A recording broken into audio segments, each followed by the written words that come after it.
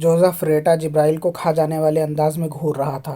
गुस्से के मारे आंखें उबली पड़ रही थी और होंठ मामूली से ज़्यादा मोटे और उभरे हुए लगते थे। मैं कहती हूँ सेक्रेटरी को मेरी आमद की इत्तला दो, रेटा ने भी गुस्सैले लहजे में कहा। जाओ, चली जाओ, अंदर दूसरी लड़की मौजूद है। क्या बकता है? आदमियों की तरह बात करो वरना तुम्हारी माँ ज़िंदगी भर रोएगी। इतने में सफदर भी दरवाज़ा खोलकर बाहर आ गया। इस बदतमीज़ को समझाओ। तो रेटा उसे देखकर शेर हो गई। सफ़ेद कुतिया, शायद ज़िंदगी से बेजार हो गई है तू। जोसेफ ने उसकी तरफ हाथ बढ़ाया। जोसेफ, सफदर ने उसे ललकारा और उसका फैला हुआ हाथ जो का तो रह गया। मैं तुम्हें मज़ा चखाऊंगी। वह सफदर की तरफ मुतवज्जो होने के बजाय जोसेफ को घूंसा दिखाकर बोली। लेकिन जोसेफ पत्थर के बुत की तरह बेहस व हरकत हो गया था। हाथ अभी तक उसी तरह फैला हुआ था और पलकें तक नहीं झपक रही थी। क्या बात है? सफदर रेटा की तरफ मुड़ा। तुमसे मिलने आई थी। मैं तो ऐसे बदतमीज़ आदमी। उसे छोड़ो, क्या बात है? ओह, यहाँ सभी एक जैसे हैं, वो उसके खुरदुरे लहजे का बुरा मानकर बोली। नहीं, ऐसी कोई बात नहीं है। जोसेफ, हाथ नीचे गिराओ। जोसेफ मशीनी अंदाज में अटेंशन हो गया और रेटा को बेसाख्ता हंसी आ गई। जोसेफ सिर्फ आंखों को जुम्बश देकर घूरता रहा। आओ, सफदर ने दरवाजे की तरफ इशारा किया। रेटा अंदर दाखिल हुई। सफदर उसके पीछे था। यहाँ तो कोई भी नहीं है। चारों तरफ देखती हुई बोली। किसकी तलाश है? किसी की भी नहीं। उस काले ने कहा था तुम अंदर नहीं जा सकती, पहले से एक लड़की मौजूद है। ओह, वो मेरी सेक्रेटरी के बारे में कह रहा होगा। तुम्हारी सेक्रेटरी? हाँ, यहाँ तो सेक्रेटरियों का जाल बिछा हुआ है। मैं बराह रास्त राणा साहब का सेक्रेटरी हूँ, वो मेरी सेक्रेटरी है और उसका सेक्रेटरी फ़िलहाल छुट्टी पर है। चूँकि वो छुट्टी पर है इसलिए उसके सेक्रेटरी की भी छुट्टी ही समझो, और उसके बाद के भी बकिया सेक्रेटरी मौज कर रहे हैं। बैठो, तुम खड़ी क्यों हो? तो गोया मैं बराह रास्त राणा साहब की सेक्रेटरी ना बन सकूँगी? नामुमकिन, कतई नामुमकिन। तो आप मुझ पर दांत लगाए बैठी हैं। क्या ये ज़रूरी है कि बराह रास्त एक ही सेक्रेटरी हो? मोहतरमा, आप बराह रास्त हमारे मामलात में दखील होने की कोशिश कर रही हैं। न जाने क्यों अपनायत महसूस करती हूँ। ज़रा आहिस्ता, सफदर ने चारों तरफ चोर नज़रों से देखते हुए कहा। क्या मतलब? मम मेरी सेक्रेटरी। उसका लहजा खौफज़दा था। अरे क्यों? ओह, तभी ये बात है। सेक्रेटरी क्यों? मिस्ट्रेस होगी तुम्हारी। दफातन दरवाज़ा ज़ोरदार आवाज़ के साथ खुला और जोसेफ धड़धड़ाता हुआ अंदर घुस आया। एड़ियाँ बजाईं और तनकर खड़ा हो गया। क्या बात है? सफदर सचमुच झुंझुला गया। अपना फ़र्ज़ अदा कर रहा हूँ। बाहर जाओ। हरगिज़ नहीं, मैं बॉडी गार्ड हूँ। बाहर ठहरो, सफदर गर्ज कर बोला।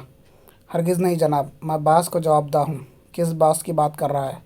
रेटा ने आहिस्ता से पूछा। राणा साहब की, सफदर ने भर्राई हुई सपाट आवाज़ में जवाब दिया। उसे हकीकतन गुस्सा आ गया था, क्योंकि जोसेफ के बास से इमरान मुराद थी। क्या इमरान ने उसे इस किस्म की चौकीदारी पर लगाया है? वो सोचता और ताव खाता रहा। इससे पहले तो उसने कभी ऐसी कोई हरकत नहीं की थी। तुम क्या सोचने लगे? रेटा बोली। क्या तुम उससे ख़ाइफ हो? तुम गलत समझी। ये मुझे अपने पालतू कुत्ते की तरह अजीज़ रखते हैं। सफदर के बोलने से पहले ही जोसेफ बोल पड़ा। मैं तुमसे बात नहीं कर रही, रेटा ने झुंझुला कर कहा। यहाँ तुम मेरे अलावा और किसी से बात नहीं कर सकती।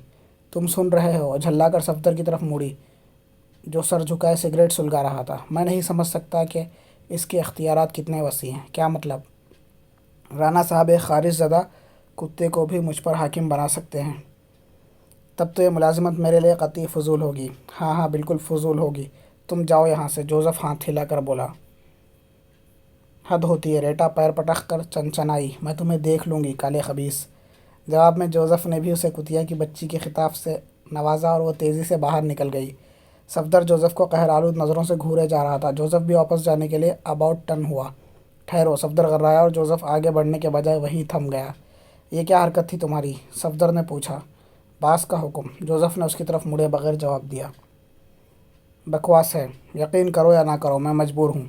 क्या कहा गया था तुमसे? यही कि किसी अजनबी लड़की को तुम्हारे करीब ना आने दूँ। मैं अपनी निगहदाश्त खुद कर सकता हूँ। मैं भी जानता हूँ। फिर बॉस का हुक्म। ये खुली हुई बकवास है। तुम अब ऐसी कोई हरकत नहीं करोगे। दूसरी बार इससे भी ज़्यादा बुरा रवैया अख्तियार करूँगा और तुम्हारे करीब आकर तो देखे, मैं तुम्हारा जबड़ा तोड़ दूँगा। वो पहले ही से टूटे हुए हैं। एक बार और सही। उखड़े जबड़ों को दोबारा सेट कर लेने की मशक है मुझे। सफदर का गुस्से के मारे बुरा हाल हो गया। अरे तो ख़ुद को क्या समझता है? वो घूसा तान कर उसकी तरफ झपटा और जोसेफ ने बड़े खाकसराना अंदाज में दांत निकाल दिए। وہ کچھ اس طرح صفدر کے حملے روکتا رہا جیسے کوئی معمر آدمی کسی بچے کو کھلا رہا ہو۔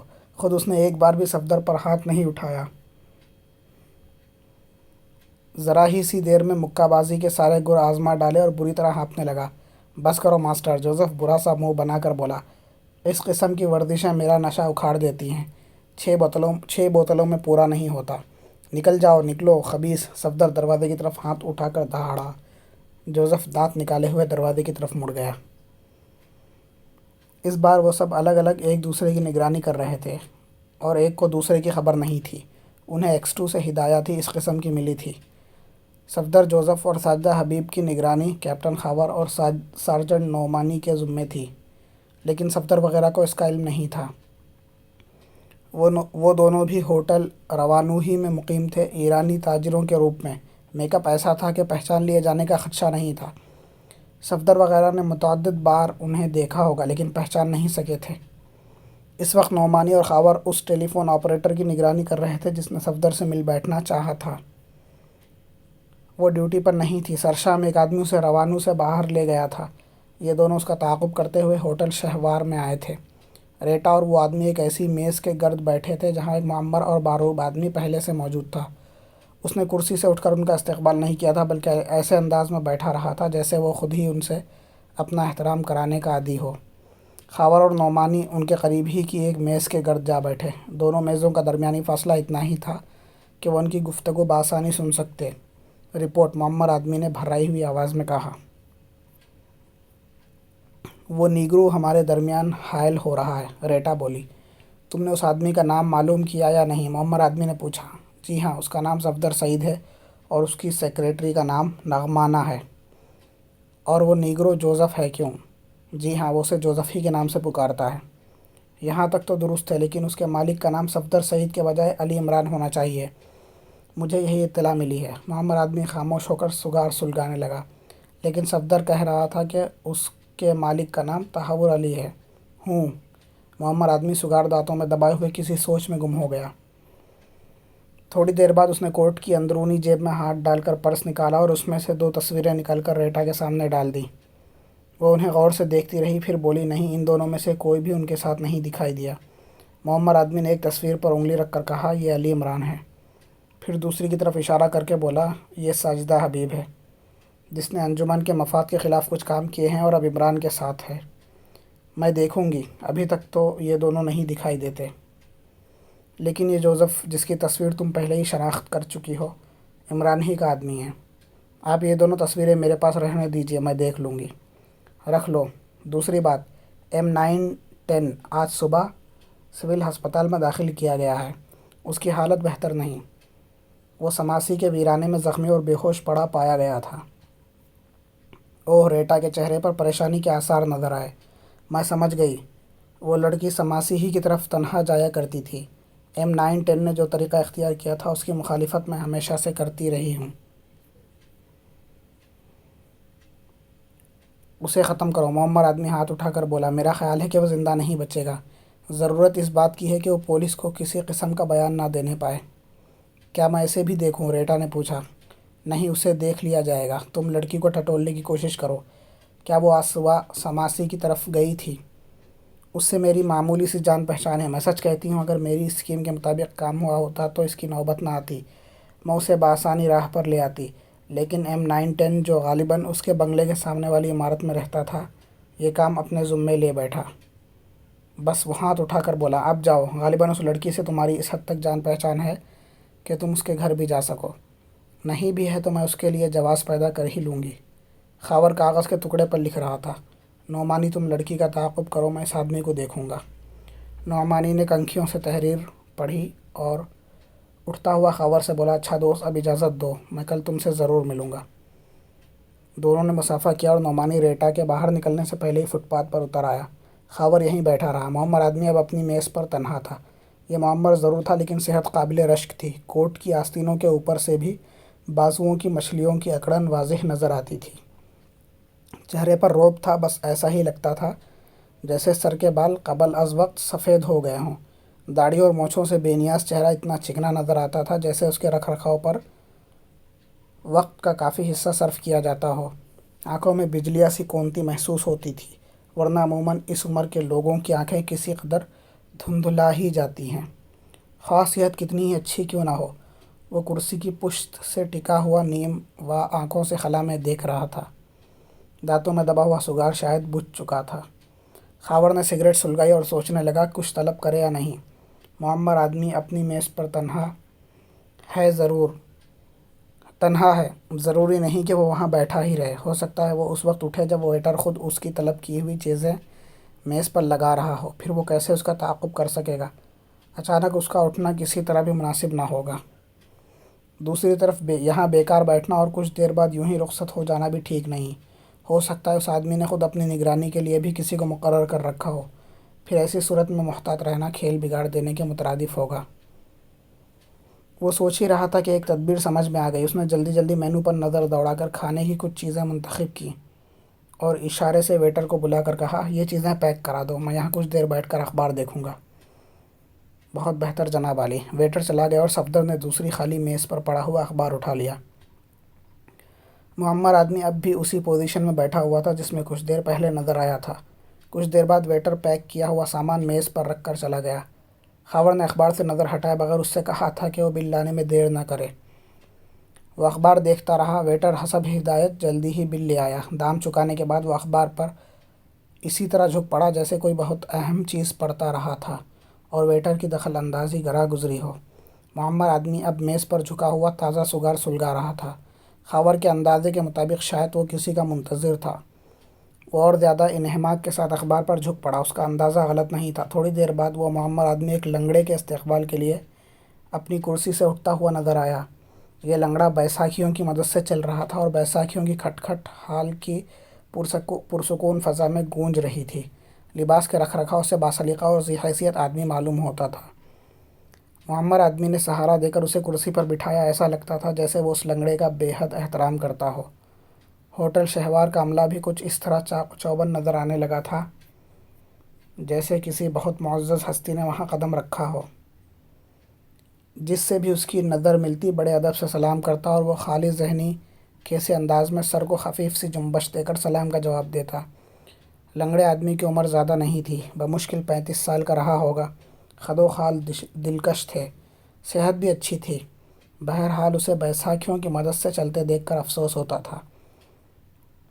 दोनों के दरमियान चंद रस्मी बातें हुई। फिर मुअम्मर आदमी ने कहा, हालात किसी तरह से भी काबू में नहीं आ रहे। मैं पहले ही कहता था, लंगड़े ने बुरा सा मुँह बनाकर कहा। ओह, हम जिस बात का भी अहद करते हैं ख़त्म भी करो। लंगड़ा हाथ उठाकर बोला, आप समझने की कोशिश कीजिए। हमारा एक आदमी इस वक्त अस्पताल में पड़ा एड़ियाँ लगड़ रहा है, बचने की उम्मीद नहीं। पसलियों की कई हड्डियाँ टूटकर फेफड़ों में घुस गई हैं। भला ये कैसे हुआ? लंगड़े ने तंज़िया अंदाज में मुस्कुरा कर पूछा।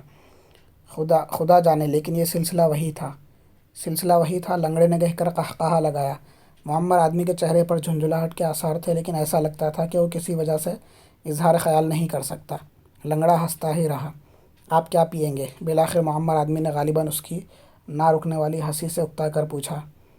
उस आदमी का जामे सेहत जो सिविल अस्पताल में दम तोड़ रहा है।